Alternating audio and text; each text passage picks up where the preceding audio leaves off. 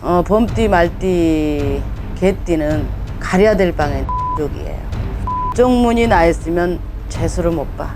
이 문 방향을 가려서 업소라든지 사무실이라든지 회사라든지 선정을 하셔야 돼.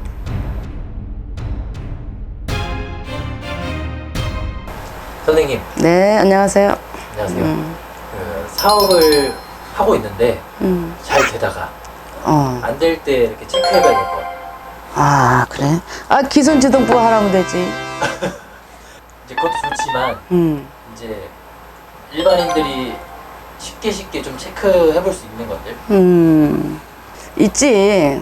그래서 여러 가지가 있어요, 사실은. 근데 이제 간략하게 한 3가지만 얘기해드린다면은, 자, 문 방향이 중요해.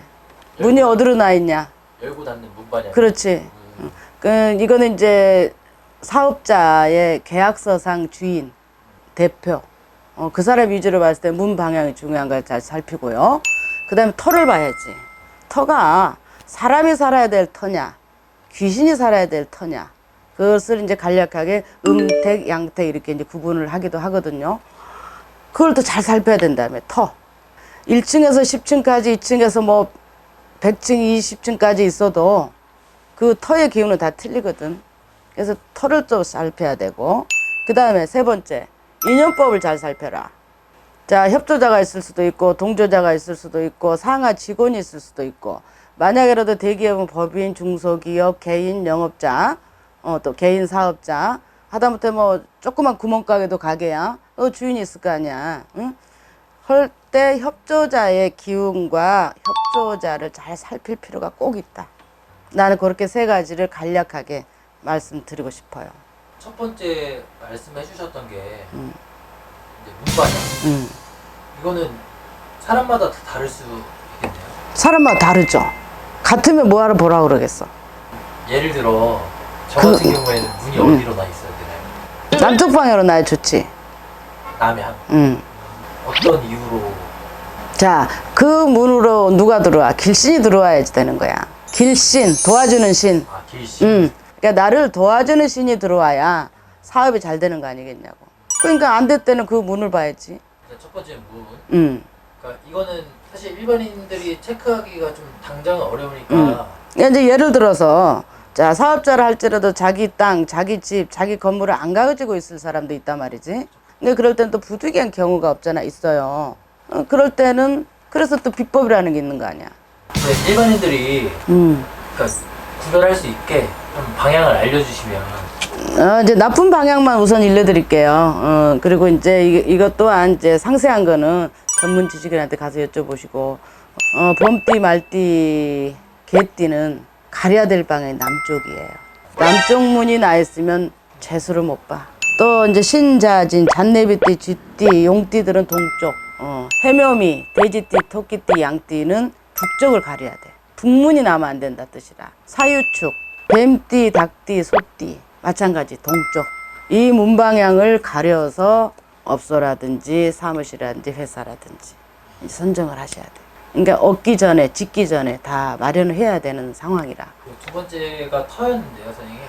사람이 살 터인가 아닌가. 그럼 아니라고 하면 누가 사는 거예요? 그때 이제 이 수맥보험 필요하지. 기선지동법이 아주 좋다니까. 이제 우리 대표의 머리라고 생각을 하면서 이 봉한테 주문을 넣어. 응? 자, 머리가 어쩌냐고 물어보는 거야. 혹시 2019년 2월, 3월 구설 수 있었지? 이거 자랑이 아니라 해보니까 효임이 있어. 또 내가 또 전수할 그런 입장은 아니지만 터에 가면은 사람이 사는 터에는 이 산 사람이 살아야 될 터가 있고 음기가 강한 터가 있어. 그럼 터가 시다고 표현도 하지. 터가 시다, 군웅이 세다. 그런 여기서 이게 나겠냐, 백에 나겠냐, 어떻게 뭐 사업이 잘 되겠냐 이런 얘기들이 틀린 얘기는 아니에요. 터를 살폈을 때 귀신이 들어와서 살아야 될 터를 음택이라고 보면은 양택인 사람이 거기서 백에 나겠냐고. 그래서 터가 양지라고 그래서 해가 많이 드는 자리도 물론 있지만 그런 양지가 아니라 이거는 사람이 살아야 좋은 명당이냐 또 그 사업하고 맞는 명당이냐 금목수화토 어떤 사업을 할지 모르잖아. 지금 그게 어떤 사람이 뭐 어떤 사업을 하는데 안 돼요. 이렇게 물어보면 그 사람께 딱 나오는데 여기는 지금 모든 사업자냐. 어? 그러니까 모든 사업자를 내가 아무리 연금해도 다 말할 수는 없잖아. 그지? 단 참고적으로 얘기해 주는 거 털을 살필 필요가 꼭 있다. 인연법은 이제 선생님들께서 말씀하시는 거잖아요. 근데 방금 중요한 포인트가 협조자라고 들었거든요. 협조자. 잘 알아야죠. 그렇지. 알 수 있는 방법이 없어요. 알아야 되지. 돈이 잘 도는지, 돈이 순환이 되는지, 돈이 내 복이 되는지, 나간 게 제대로 맞는지, 들어온 게 잘 챙기고 있는지, 이게 협조자 가장 할 행위거든. 그럼 사업이 왜 안 될까? 자, 아까 얘기한 문도 잘 나고 터도 좋고 다 좋은데 왜 안 될까? 협조자한테 탈이 생겨서 그런 거야. 그게 인간동토라 그랬지. 인동토. 간략하게 말해서 인동토. 사람끼리 탈이 난 거야. 그 협조자를 잘 살펴야지. 거기에서 이 사람이 정말 내 사업을 잘해줄 사람인지, 자기 이득만 챙기는지, 앞으로 벌고 뒤로 까지는지. 서류상은 돈은 버는데 남은 게 없어. 뭐라 그래? 삥땅 도둑질 하는지. 그거 다 협조자를 볼 필요가 있다는 거지. 협조자가 어떻게 생각해보면 비인일 수도 있네요. 그렇지. 원래는 귀인이자고 만났겠지. 사업을 시작하기 전이라면 내가 봐주겠어. 자, 이러이러한 분하고 뭐가 좋고 뭐가 나쁘고 봐주겠지만 현재 사업을 하시던 분이 사업을 안 된다고 얘기를 하시니까 거기에 대한 답이 요 세 번째 협조자 아주 중요하지. 좋은 인연을 맺었는가? 악연인데 인연을 맺었는가? 좋은 인연인데 중간에 변심을 했는가? 배신자인가? 아닌가? 이게 다 협조자를 볼 때 나오는 거예요.